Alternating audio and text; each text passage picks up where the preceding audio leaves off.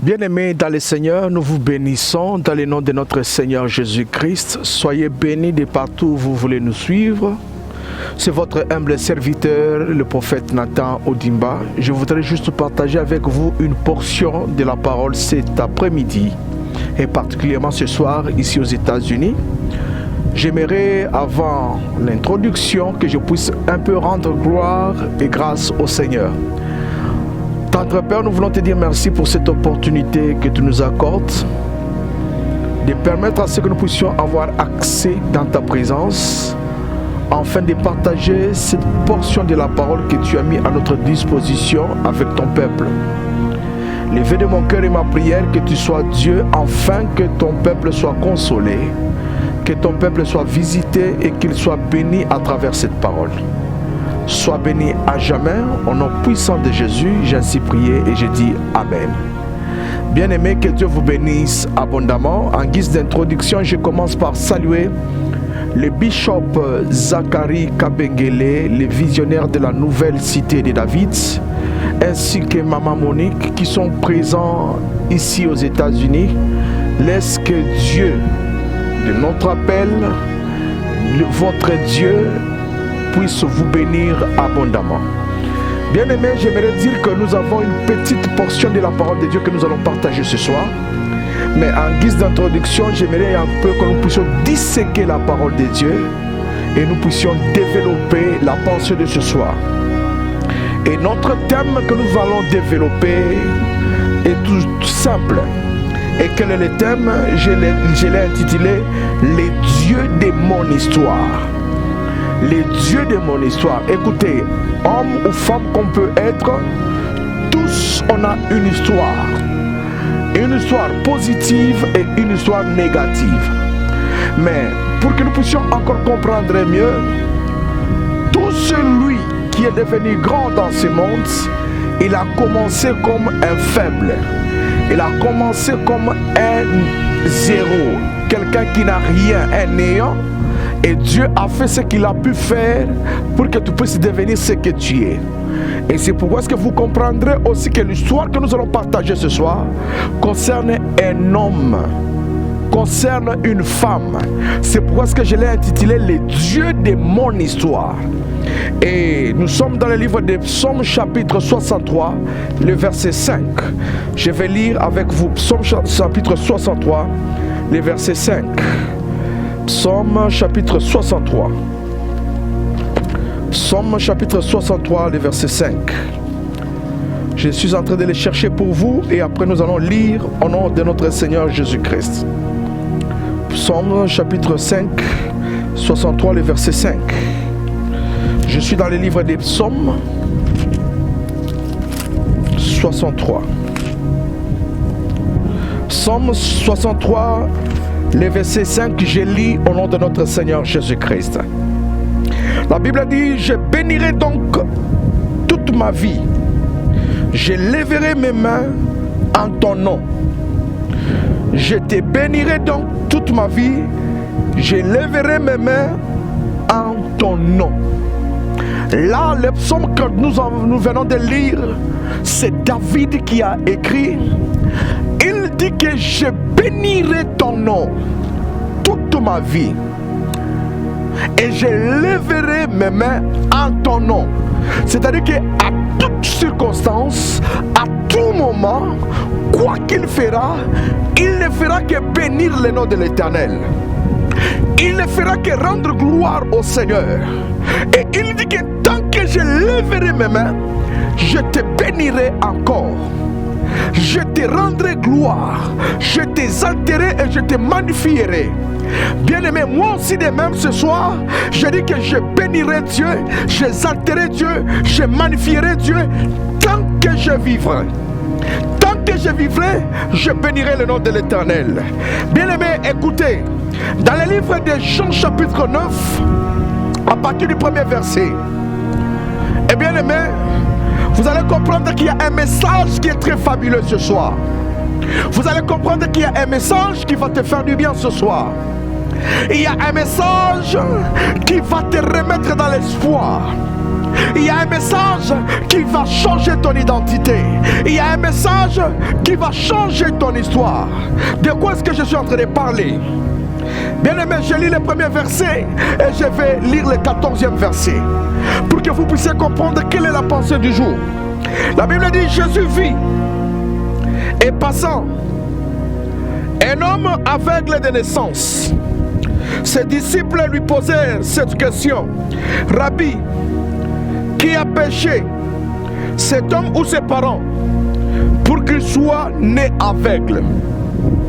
Jésus répondit: ce n'est pas que lui ou ses parents aient péché, mais c'est afin que les œuvres de Dieu soient manifestées en lui. Je lis le 14e verset.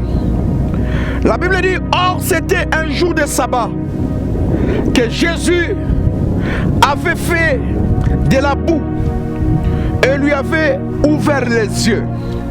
Oh Seigneur, sois au centre de cette parole que nous allons partager ce soir, au nom de Jésus-Christ. Je venais de lire Psaume chapitre 63, le verset 5, où David est en train de dire que je bénirai le nom de l'Éternel. Je lèverai mes mains et j'exalterai le nom de l'Éternel. Et lorsque nous allons dans le livre de Jean, la Bible nous parle d'une histoire, peut-être que tu connais, peut-être que tu ne connais pas, mais je suis convaincu que cette histoire te fera du bien ce soir. La Bible nous parle d'un aveugle, et la Bible précise, il est aveugle de naissance. Il est né, pendant qu'il est sorti du ventre de ses parents, de sa mère, il est sorti aveugle. J'ose croire que la Bible ne peut pas se contredire.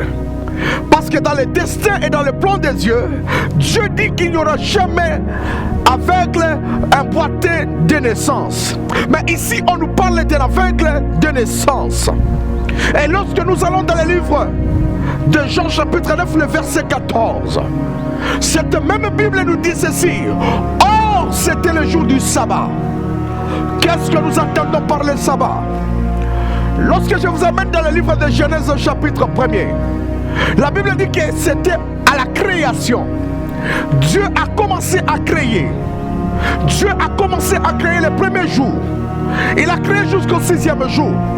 Et la Bible souligne, le 7e jour, il se reposa. Et le 7e jour, c'était le jour de sabbat. Le jour du repos de Dieu. Et lorsque nous allons dans la nouvelle alliance, le juif avait mis l'interdit au jour du sabbat. C'est-à-dire, tout le monde pouvait vivre, tout le monde pouvait faire tout. Mais le jour de sabbat, personne n'avait le droit de faire tout parce que c'était un jour réservé à Dieu. Si j'ose vous scandaliser, c'est que les miracles pouvaient avoir lieu lundi, mardi, mercredi, jeudi, vendredi, samedi. Mais le dimanche, il n'y avait pas de miracle. Il n'y avait pas quoi que ce soit qu'on pouvait faire. Mais la Bible dit, le jour où Christ a produit le miracle dans la vie de cet homme, c'était le jour de sabbat. Le jour où on avait interdit. Le jour où on avait dit, rien n'aura lieu. Le jour où on avait dit, personne ne va bouger. Pendant que je te parle, peut-être tu me suis dans ta maison. Peut-être tu me suivras dans ta voiture. Peut-être tu me suis au bureau. Mais laisse-moi te dire, le sabbat que je te parle, il s'appelle Jésus-Christ de Nazareth. La Bible dit, ils avaient déjà établi des interdictions. Ils avaient déjà dit que personne n'avait droit le jour du sabbat. Personne ne pouvait bénéficier d'une grâce quelconque le jour de sabbat. Mais la Bible déclare, cet aveugle était aveugle de naissance. Il est né aveugle. La grande question qui m'étonne, c'est les disciples. Ils posèrent au Seigneur la question à savoir, est-ce cet homme a-t-il péché ou ses parents ont péché? Oh my God! Laisse-moi te dire une chose. Tout ce qui t'arrive n'a toujours pas l'origine de tes parents. Ce n'est même toi qui es à la base de ce qui t'arrive. Mais certaines choses nous arrivent dans la vie afin que la gloire de Dieu soit manifestée. Le Seigneur Jésus-Christ dit ceci. Il dit que ce n'est ni lui, ni ses parents qui ont péché. Mais cela est ainsi pour que la gloire de Dieu soit manifestée par lui. J'aimerais dire ceci à quelqu'un. Tu es stérile afin que la gloire de Dieu soit manifestée par toi. Tu es paralytique, c'est afin que la gloire de Dieu soit manifestée par toi. Tu es muet, mais laisse-moi te dire, afin que la gloire de Dieu se manifeste par toi. La Bible dit que Jésus, quand il a commencé à répondre aux disciples, les disciples étaient stupéfaits. Parce que l'homme normal, il sait que tout ce qui peut nous arriver peut avoir une source, nos parents ou soi-même. Mais Jésus dit, ce n'est ni ses parents, ni lui-même. Et la Bible va plus loin. L'Éternel s'est mis à prier. La Bible dit, il cracha à terre. Il mélange la terre avec le salive. Et quand il a mélangé, il a fait de la boue. Bien-aimé, la terre est symbole de l'origine de la source d'où était sorti l'homme.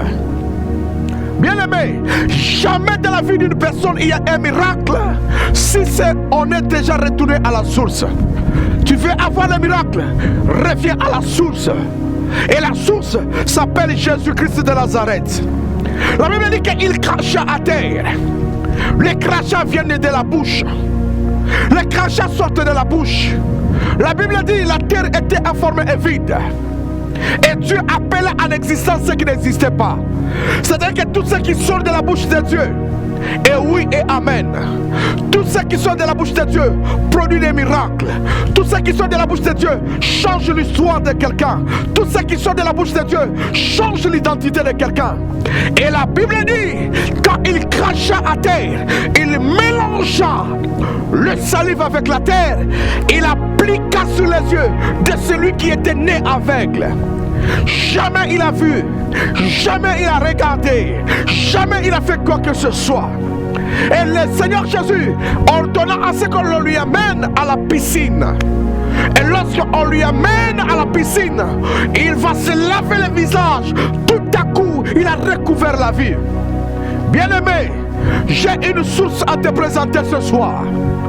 Bien-aimé, j'ai une source à te présenter ce soir. Cette source s'appelle Jésus-Christ de Nazareth, le ressuscité du troisième jour, l'étoile brillante du matin, le rejeton de David, le Dieu de l'alliance, le Dieu de mon appel. Je te le dis ce soir, si tu crois en lui, tu ne seras plus aveugle, tes yeux seront réouverts. Si tu crois en lui, tu ne seras pas stérile. Si tu crois en lui, tu seras élevé. Si tu crois en lui, tu seras béni. Ce soir, j'aimerais dire à quelqu'un, crois en Jésus-Christ et tu seras béni. Crois en Jésus-Christ et tu seras guéri. Crois en Jésus-Christ et tu seras élevé. Je déclare dans ta vie, afin que le miracle arrive. Je déclare dans ta vie que la stérilité est décrite. Je déclare dans ta vie que si tu es aveugle, reçois la vie au nom de Jésus-Christ. Au nom de Jésus-Christ, reçois la vie. L'impossible à l'homme est possible à Dieu. Là où tu es limité, avec Dieu tu peux aller au-delà. Ce soir, je viens te présenter le Dieu de mon histoire. Ce soir, il sera aussi le Dieu de ton histoire. Ce soir, il va changer ton identité. Je sais que tu ne marches pas. Je sais que tu n'as pas de source. Je sais que tu n'as pas quelqu'un t'aider. Mais ce soir, je te présente la source véritable. Ça s'appelle Jésus-Christ de Nazareth. Donne ta vie à Jésus et tu seras sauvé. Donne ta vie à Jésus et ton identité va changer. Donne ta vie à Jésus et ton histoire va changer. Donne ta vie à Jésus et tu seras élevé dans ce monde. Laisse que je prie pour toi, bien-aimé. Tendre Père, je prie pour ce frère qui me suit. Yahweh, je prie pour cette soeur qui m'écoute. Seigneur, je sais qu'elle est butée à des problèmes. Je sais qu'elle est au bout de soi-même.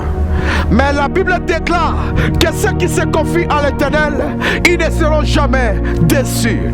Seigneur, tourne ton regard avec ton peuple. Donne-leur la solution. Guéris-leur. Apporte verse la paix dans leur cœur, afin que ton nom soit élevé dans leur vie. Au nom de Jésus-Christ, j'ai ainsi prié et j'ai dit Amen. Bien-aimés, soyez bénis de partout où vous nous avez suivis. C'est votre humble serviteur, le prophète Nathan Odimba. Que Dieu vous bénisse. Je salue la grande famille de Barzilai, la nouvelle cité de David, et que le Dieu d'en haut, le Dieu de mon appel, vous bénisse. Au nom de Jésus, j'ai ainsi prié et j'ai dit Amen.